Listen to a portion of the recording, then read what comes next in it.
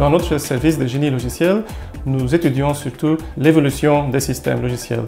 En particulier, on s'intéresse aux systèmes open source. Ce sont des systèmes libres auxquels tout le monde peut contribuer, tout le monde peut participer.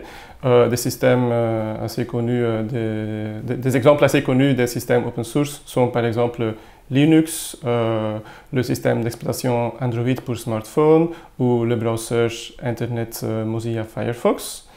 En particulier pour notre recherche, ce qui est très intéressant dans les systèmes open source, c'est que toute l'historique des données est disponible dès le début du développement, c'est-à-dire on a toutes les données de qui a fait quoi, quel est le code qui a été modifié par qui, et donc c'est ça qui nous va permettre d'étudier l'évolution du code et des développeurs qui contribuent au code.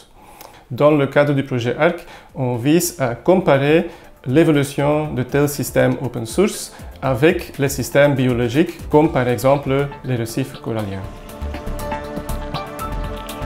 C'est vrai qu'a priori, une communauté de développeurs logiciels et un écosystème biologique tel que par exemple un écosystème récifal comme on étudie au laboratoire, c'est deux choses très différentes. Donc on pourrait se demander quels sont les points communs.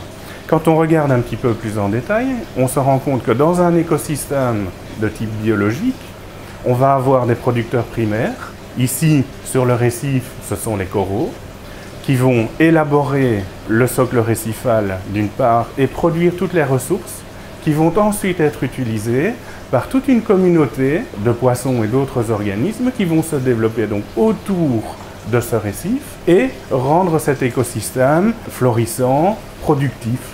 Quand on compare cela avec les écosystèmes logiciels, eh bien ces producteurs primaires peuvent être mis en parallèle avec les développeurs de logiciels.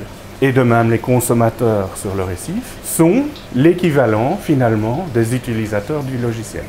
Et donc c'est l'objectif que l'on poursuit ici dans ce travail qui consiste à voir en quoi les deux sont communs et comment on peut utiliser éventuellement ce qui est développé en écologie biologique pour le mettre en pratique au niveau d'écosystèmes logiciels. Je suis doctorant engagé dans le cadre de ce projet ARC dans le service de Tom Menz. Le travail consiste en ce moment à analyser un écosystème logiciel qui s'appelle GNOME, qui comprend un historique de développement d'une quinzaine d'années.